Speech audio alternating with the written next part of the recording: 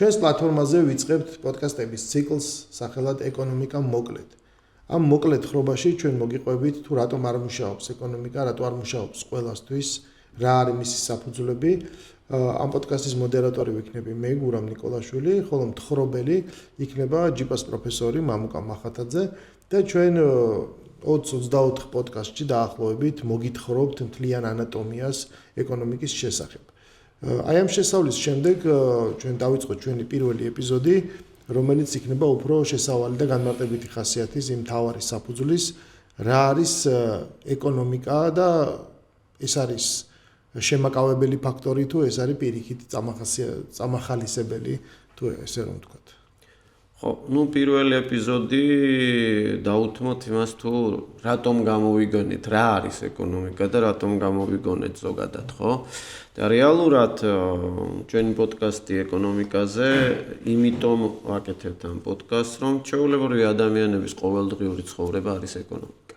ანუ დილას რო ავდექით, გამოვედით, შევიარეთ სამსახურში, წასვლამდე ყავა შევიძინეთ, ეკონომიკაა, ხო? როდესაც ასე ვთქვათ, ვიმუშავეთ და ხელფასი მივიღეთ, ეკონომიკაა, წავედით მე ამ ხელფასით ბინისკი რა გადავიხადეთ, რაღაცები ვიყიდეთ სუპერმარკეტში, შევედით. ეკონომიკაა, შევედით სუპერმარკეტში, გაგვიკვირდა, რომ 5 წლის წინ რასაც ვყიდულობდით იმ ფულით, იმ ხელფასით ვეღარ ვყიდულობთ. ეკონომიკაა. ეკონომიკაა ყველაფერი, რაც ყოველდღიურ ცხოვრებაში გვჭირდება და ადამიანების უმრავლესობას პრინციპში ღრმა გაგება არც კი ჭირდებათ ეკონომიკის, მაგრამ რაღაც საფუძვლები მაინც უნდა იცოდეთ. ხო, მე გავაგრძელო ეს შესავალი, ვიტყოდი რომ რატომ არის აი ამ თემაზე ლაპარაკი საჭირო და აქტუალური. დაახლოებით 35 წელია, ხო, რაც ჩვენ საბჭოთა კავშირიდან გამოვედი და საბჭოთა ეკონომიკა იყო აბსოლუტურად სხვაგვარი, ხო, ეს იყო ერთგვარი კოლექტივისტური, ესეთი რაღაცა კომუნისტური, ხო, ცენტრალიზებული მიდგომა, სადაც ჩვენ გვყავდა ესე ვთქვათ, ძიძა სახელმწიფო. ყველაფერს აწესრიგებდა სახელმწიფო, ყველაფერს გეგმავდა, ყველაფერს აწარმოებდა.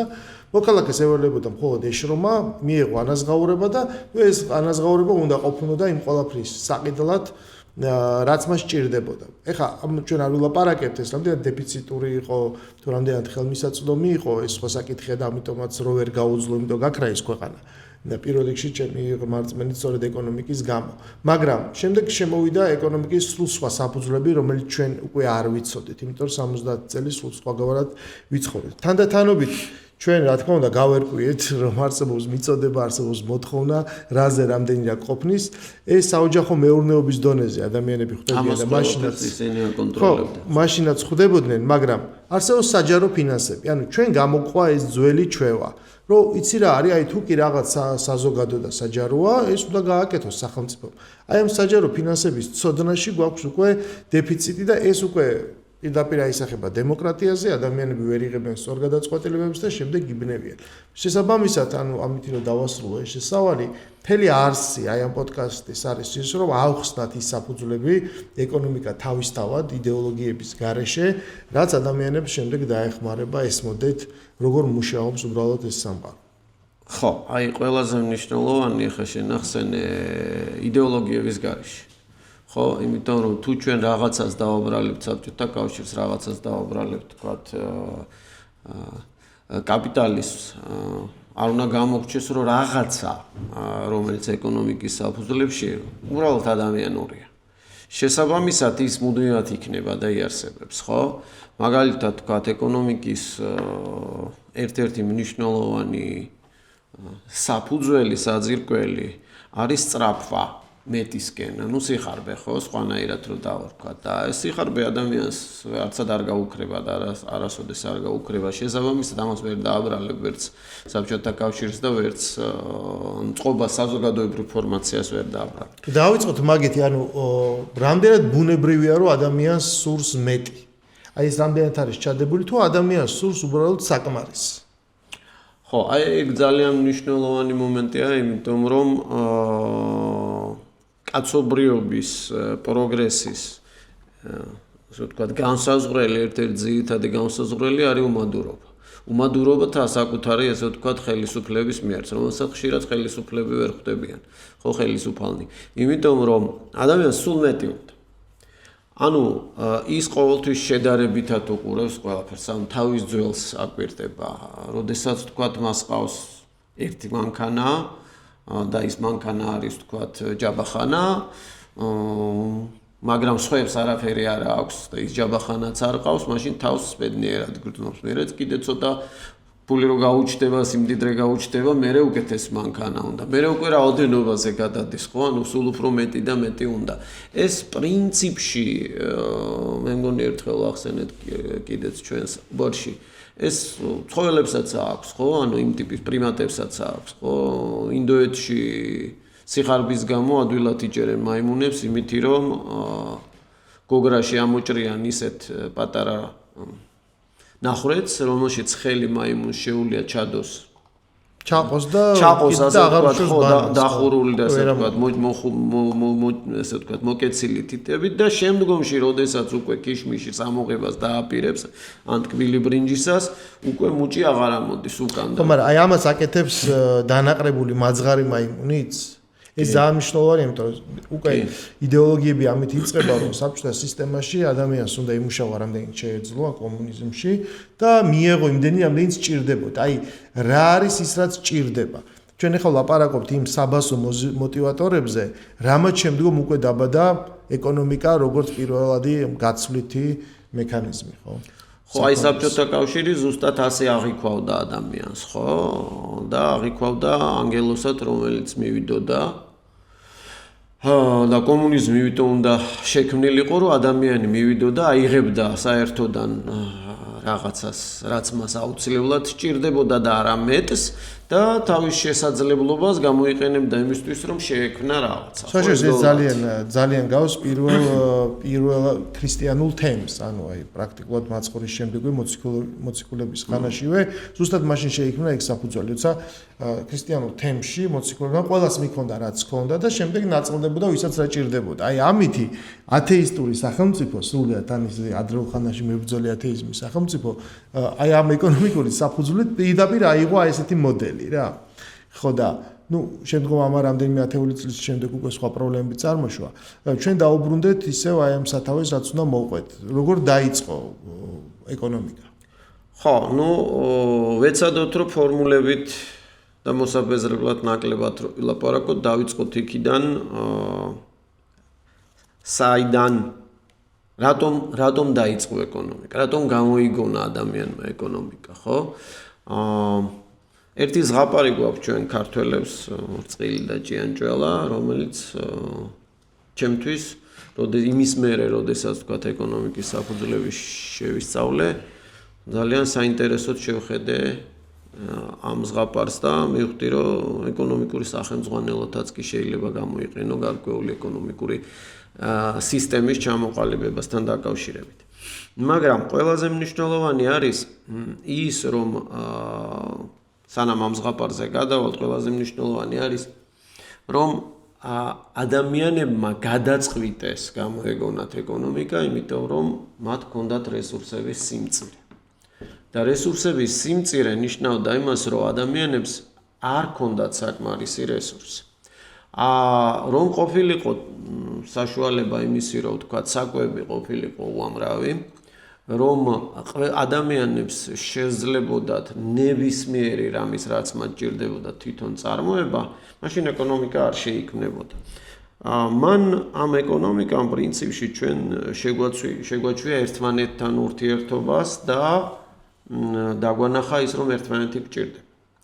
და შესაბამისად სოციოლოგიური ერთობაც მან შექმნა ადამიანში, ანუ ეკონომიკამ გარკვეულწილად შეცვალა და ჩამოაყალიბა ის თანამედროვე საზოგადოება, რომელიც დღეს ვართ. რა თქმა უნდა, ის პირველ ეტაპზე ეკონომიკა განსხვავებული იყო და დღევანდელი ეკონომიკა აბსოლუტურად განსხვავებულია, მაგრამ მთავარი ის არის, რომ ის უსასრულო რესურსები, რომელიც მაშინ ადამიანს არ ჰქონდა, გვაიძულებდა ერთმანეთთან კოოპერაციას. და შესაბამისად სტრუქტურა, სისტემა გვჭირდებოდა იმისათვის, რომ ეს კოოპერაცია რაღაცნაირად მოგვეწესრიგებინა, ხო? ანუ რეალურად გამოდის, რომ თუ შენ გაქვს უსასრულო რესურსები, სხვა ადამიანი არ გჭირდება. ამიტომაც ხშირად პრობლემები, რომელიც ძალიან ბევრ დიდარ ადამიანს აქვს პრობლემა თუნდაც განმარტოვების, ხო? იმიტომ რომ აღარაფერი აღარ გჭირდება თითქოს ადამიანი არ გჭირდება, მაგრამ ჩვენ სოციალური არსებები ვართ, შესაბამისად ჩვენ ერთმანეთი გვჭირდება. აი, აქედან რომ დაიწყო, მერე ასე ვთქვათ, სხვანაირად ჩამოყალიბდა თავისი განვითარების და საზოგადოებრივი ინფორმაციების ცვლილებასთან ერთად, მაგრამ სიმწირე, რომელიც ასე ვთქვათ, სიმწირე, რომელმაც დაგვაახლოვა, პრინციპში ასე გამოიყურებოდა. ანუ შენ თუ მონადირე იყავი მეორე მეთევზე, თუ შენ მარტო თევზს დაიჭერდი, ვთქვათ, უკეთესი მეთევზე იქნებოდი. ანუ ერთ რაღაც საქმეზე იქნებოდი ფოკუსირებული. მეორე ადამიანი მხოლოდ ნადირს. ან შეეძლო ადამიანს ხან თევზი დაიჭირა, ხან რაღაცა ასე ვთქვათ, ბანანი მოეძებნა და ასე შემდეგ. აი ამ ასე ვთქვათ, მუდმივ ბრძოლაში ვერაფერში ვერ სპეციალიზდებოდა.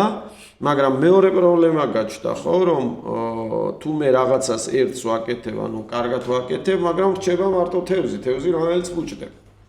მეორეს რჩება მარტო ნადირი, მაგრამ მე ხო მარტო თევზი არ მინდა, მარტო ბანანი ხო არ მინდა. და რეალურად, როდესაც გაჩნდა ასეთი რამ, სპეციალიზაცია ერთ-ერთი, ანუ ეს პრინციპი, რომელიც რასაც ეკონომიკა ქვია, გაჩნდა მაშინ. ანუ აი ამ სიმწირემ, რესურსების სიმწირემ გვაიძულა ჩამოგვეყალიბებინა, ანუ არქიტექტურა მან ჩამოგვეყალიბებინა, ის იყო არქიტექტორი. იმისა, რასაც სოციალური ერთობა ქვია, ეკონომიკური ურთიერთობები. ანუ სხვანაირად რომ ვთქვათ, ადამიანის ევოლუციის ისტორიაც ესეთია, ხო? რესურსების სიმწირე, დეფიციტი არის ბუნებრივი მდგომარეობა. ანუ არასოდეს თავის დროზე, ხო? თავის დროზე ადამიანს არ ქონია კმაყოფილება, ანუ რაღაც სიჭარბე. ყოველთვის მას უწევდა ძალიან დიდი შრომა, თითქმის მარტო საკვებისთვის იბრძოდა. ძალისხმევა იმისათვის, რომ მოეპოვებინა ის, რაც ჭირდებოდა და გადარჩენილიყო. რაღაც მომენტში თემი, ჯგუფი უფრო ადვილად უმკლავდებოდა ამას, ვიდრე მარტო მცხოვრები ადამიანი, ხო?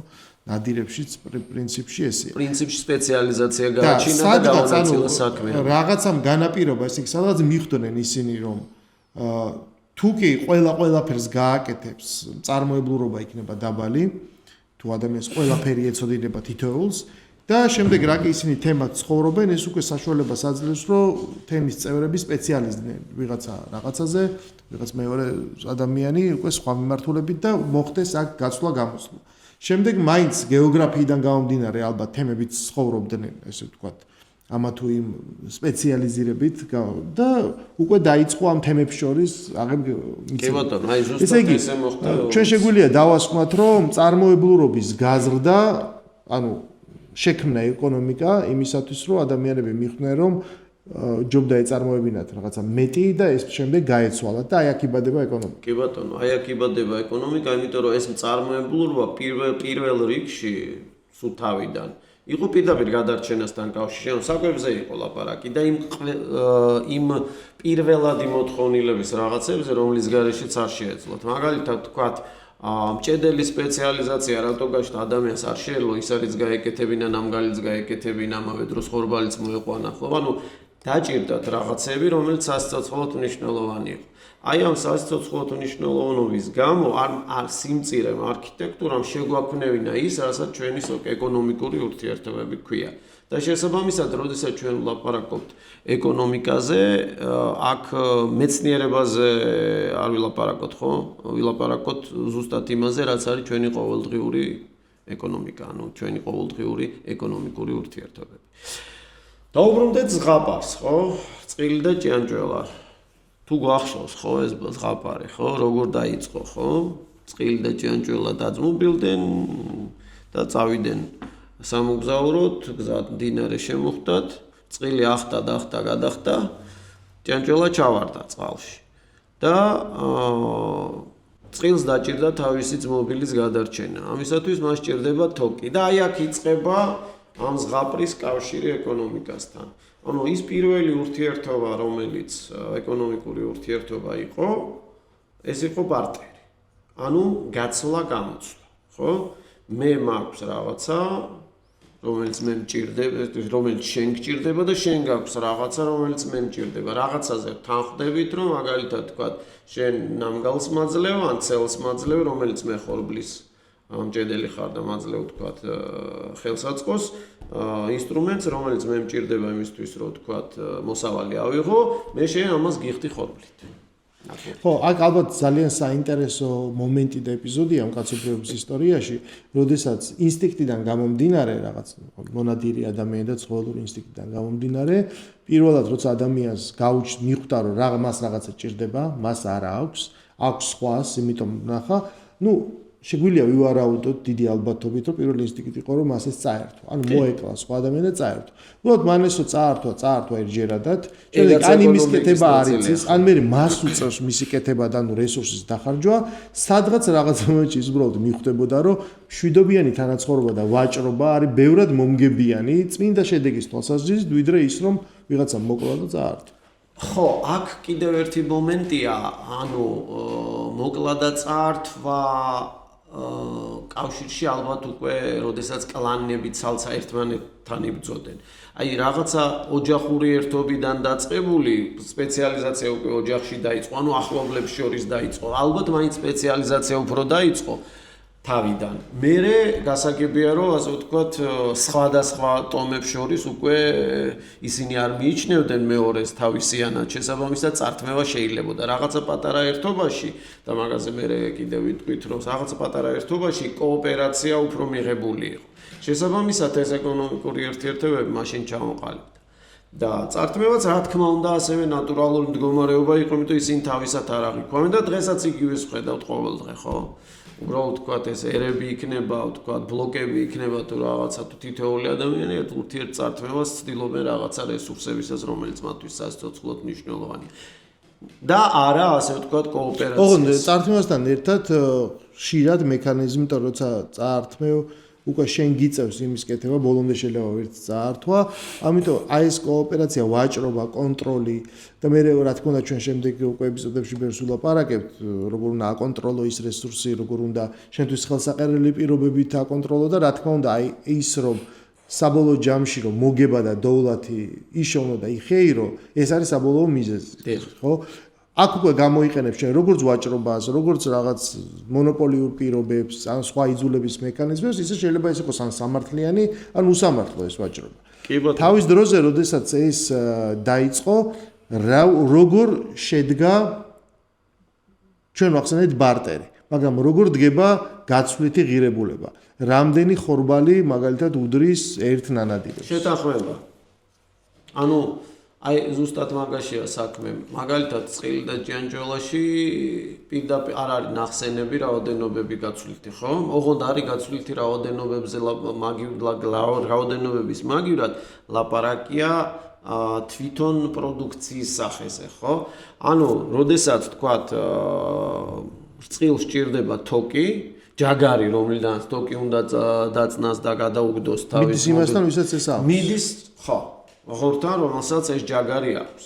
მაგრამ ღორს ჯაგარი არაფერში არ ჭირდება, საგმარისი აქვს. მაგრამ სანაცვლოდ რაღაცა უნდა. ანუ სანაცვლოდ უნდა რკო. და მას რო რკო უნდა, ეს რკო აქვს მუხას. ანუ რწყილი იძულებულია წავიდეს მუხასთან. მუხასგან უნდა აიღოს რკო, მუხა ეუბნება, რომ შენ ჩემთვის ყვავი არ მოგიშორებია. ანუ ყვავი მაწუხებს. ესე იგი მას ყვავის მოშორება უნდა. საწყალი რწყილი მიდის ყვავთან. ყვავს წიწილა უნდა. წიწილა კრუხს უნდა გამოართოს. კრუხს ფეტვი უნდა. აი ფეტვი ორმოშია. ორმოს თავის მოშორება უნდა. თავის მოშორებას კატა ჭირდება. ხო, ანუ აქ ჩვენ ერთ მნიშვნელოვან რაღაცას მივადექით. ერთი, რატომ არ შედგა ბარტერი პირველ ეტაპზე? ხო? თოკი რო უნდა გაეკეთებინა, თოკი ჭირდებოდა თქვათ და ჯაგარი რატომ არ მისცა? ხორმა. ჭიანჭველას რატო? იმიტომ რომ სურვილი ღორს არ ქონდა იმისი რომ ჯაგარი მიეცენ და სხვა რამის სურვილი სანაცვლოდ უნდა მიეღო. ანუ პირველი პრინციპი რომელიც ბარტერმა შექმნა ეს არის ორმაგი მოთხოვნილებების დამთხევა. ანუ ჯერ ადამიანები რომლებიც ერთმანეთს გაცვლას დაუწყებენ რაღაცისას ორივეს უნდა კონდეს სურვილი რომ ის პროდუქტი მეორესაც სჭირდება ანუ მე და შე რაღაცა რო გავცვალო ორივეს უნდა გჭირდებოდეთ ერთმანეთის პროდუქტი ანუ პირველი ეს არის მეორე აი რაზეც დავიწყეთ ლაპარაკი ეს არის ჯაჭვი რამ სიგრძეა ეს ჯაჭვი საწყდება ან უსასრულოდ გრძელდება თუ არა და როდესაც ჩვენ მივედით თქვა კატამდე ხო კატას რძე უნდა რძე ძროხასა აქვს ძროხას რა უნდა ბალახი და გაწყდა ჯაჭვი რატო ბალახი რა არის წავიდა ბალახი აიღო ბალახმა სანაცვლოდ რამე მოითხოვა არა ესე იგი ბალახი უფასოა ანუ ამ ზღაპრის ბალახმა ალბათ მოითხოვა მე როგორც უკვე მარკს აქვს შრომა და ჭიამჭველას მოუწია შრომა ამ ბალახის ამ რესურსის მისაღებად ან უკვე საბოლოო ჯაჭვი მივიდა იქამდე ჯაჭვი მივიდა ჭიამჭველის შესაძლებლობამდე ის იქამდე რაც უკვე მას თვითონ შეეძლო გაეკეთებინა და შემდეგ ჩაერთო ჯაჭვი კი ბატონო მაგრამ უყურე ესე იგი რა ხდება ანუ ეს პირველი ჩვენი ურთიერთობები რომელსაც ბარტერი ქვია ხვდებით რომ რაღაცა არაპროდუქტიულია ხო ერთი მივხვდით რომ ორმაგი სურვილების და დამთხევა უნდა მოხდეს ხო მეორე ჯაჭვი შეიძლება გძელი იყოს მესამე არის წილი რო ახტა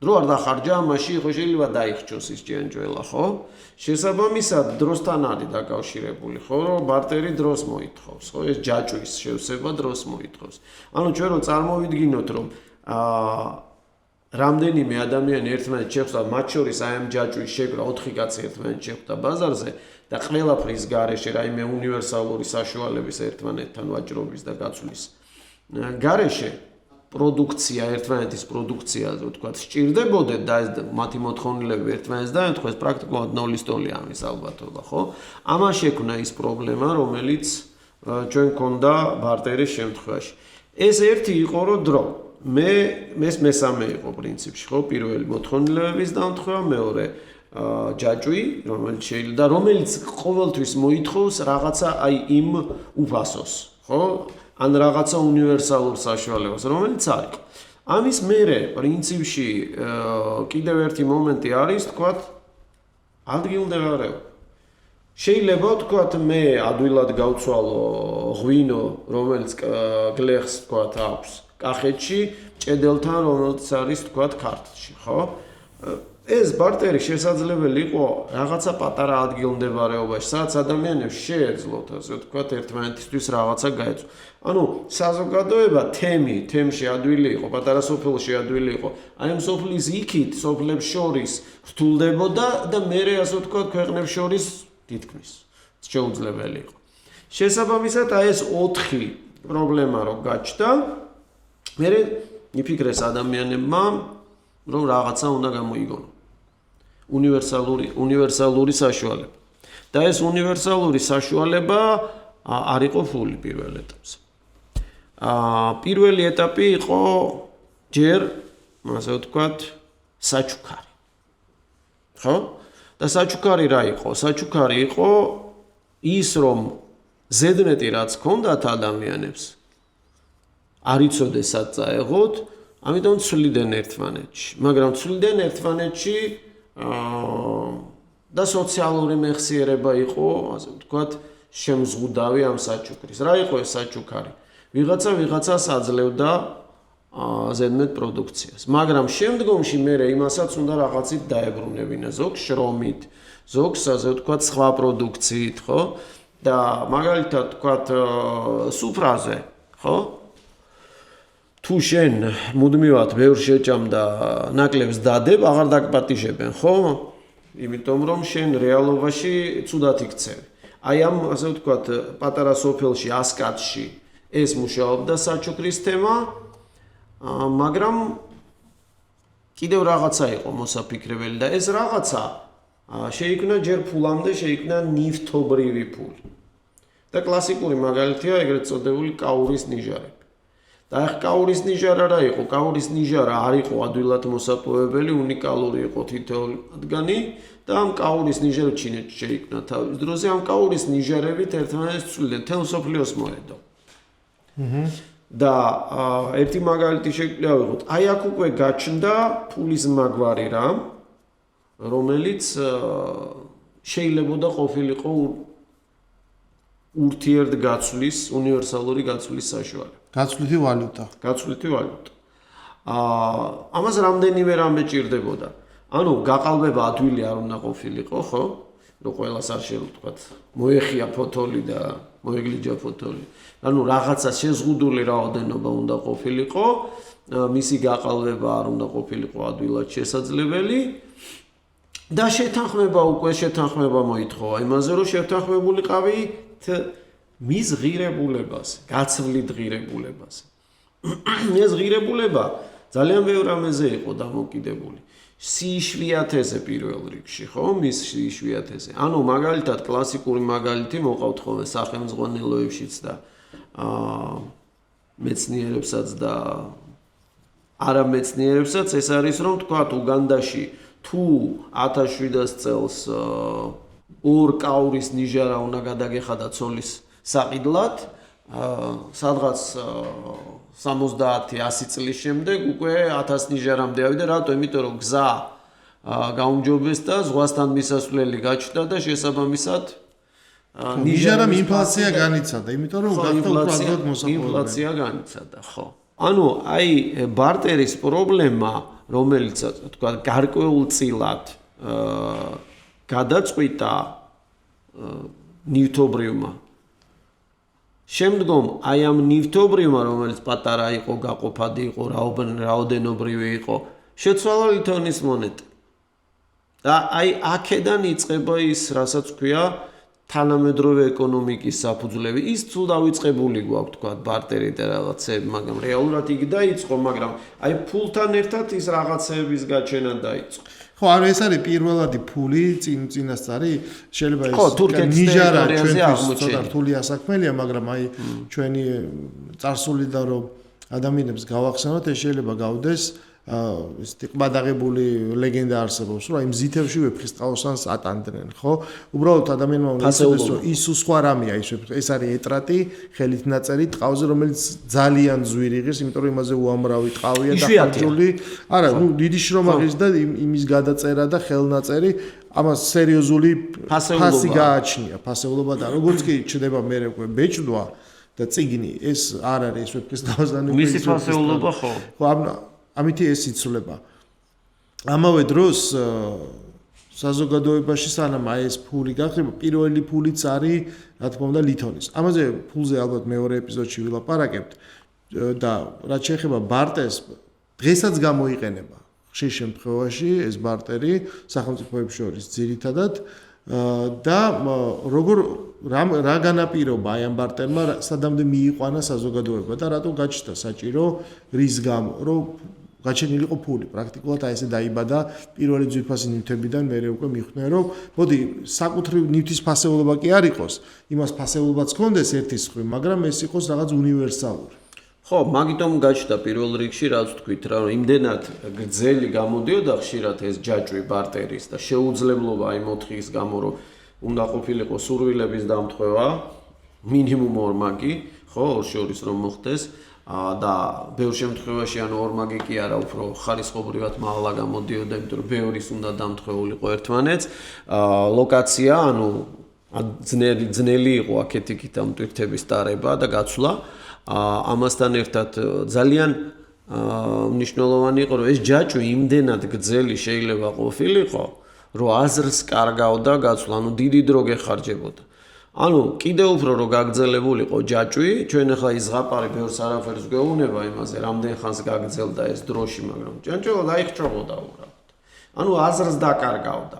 შესაბამისად, დღევანდელ სიტუაციაში, თქვა, პრობლემა არ არის, რომ რაღაცა შემთხვევაში ბარტერი გამოვიყენოთ, მაგრამ უყურე, აი, ბევრი რამე უნდა დაემთხვას. მაგალითად, დღეს ტაქსის ჩავჯექი, შეიძლება მუსიკოსი ვარ და გიტარაც თან მაქვს, ხო?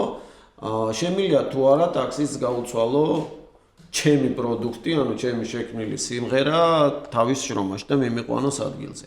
პრინციპში ტაქსი შეიძლება სიმღერა სჭირდება, მაგრამ აი ამ მომენტში არა, იმ ფასად არა, და ანუ ეს დამთხოვები პრობლემა რომ ყველაფერი უნდა დაემთხვეს, დრო, საჭიროება, ადგილმდებარეობა, მათი ასე ვთქვათ, დამოკიდებულება თითოეული პროდუქტის ღირებულებას, გაცვლით ღირებულებასთან დაკავშირებით, რისი ასე ვთქვათ, დამთხოვა პრაქტიკულად ნოლის ტოლია. შესაბამისად არ თულებთ.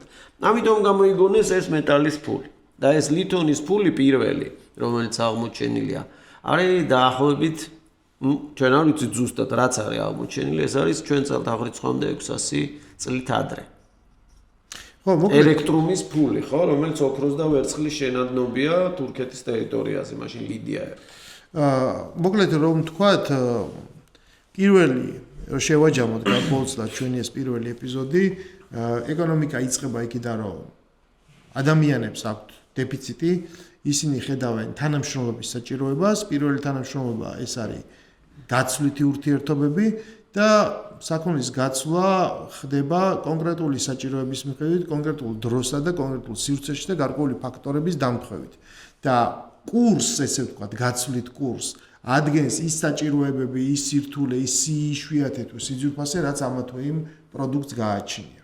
კი ბატონო, ზუსტად ესეა. ყველაზე მნიშვნელოვანი ის არის, რომ ის რა პრობლემები, რომელიც ბარტერს ჰქონდა, ბარტერის 4-ვე პრობლემა გადაჭრა ფულმა. ხო, ლითონის ფულმა გადაჭრა, იმიტომ რომ, ასე ვთქვათ, უნივერსალური ბალახია. ხო, ანუ ყველა სჭირდება, შესაბამისად იმის მაგივრად, რომ ირბინო იმასთან ჯაგარზე, იმასთან კოზე, იმასთან წიწილაზე, იმასთან ბეტუზე, შენ მიდიხარ და უბრალოდ პირდაპირ ორს აძლევ ფულს, რომელშიც ის უბრალოდ ჯაგარს გაძლევს. ანუ უნივერსალური გაცვლის საშუალება შეიქმნა. მაგრამ აი ღირებულება, ხო? უკვე სხვა პრობლემა. რა ღირებულება ქონდა თავით? ღირებულება ქონდა ამ ფულს იმისა, რომ თქვათ ოქრო და ვერცხლი. მაგრამ ესე ვთქვათ, შეზღუდული რითი იყო, ხო, სიმწირით, იმიტომ რომ ოქრო და ვერცხლი არ მოიპოვება. პლუს თქვათ, რომის იმპერატორმა დაიწყო ფულის გაყალბება. შეურია სპილენძი თავის რაღაცა ოქროს და ვერცხლის შენაძნობს, ჩამოაჭრა კიდეები, დააპატარავა ფული, ხო? იგივე ღირებულება აქვს. ხო, ეს ანუ სახელმწიფო იდგა ხო ამ ფულის უკან. როცა ფული გაჩნდა, იმის უკან იდგა უკვე ვიღაცა. ხო, ამაზე უკვე ვილაპარაკობ, ხო, ანუ შეთანხმება იყო ყველაზე მნიშვნელოვანი ფულთან, ხო? რაზეც ჩვენ თქვით, გაცვლითი ღირებულების უნივერსალურობა გასაგებია, მაგრამ ეს გაცვლითი ღირებულება შეთანხმება იყო. ამაზე ვილაპარაკოთ უკვე დეტალურად შემდეგ ეპიზოდში, მეორე ეპიზოდში, რომელიც უკვე აღწერს ფულს, რა არის ფული და რატოა ის, ასე ვთქვათ, გაცვლითი უნივერსალური საშუალება.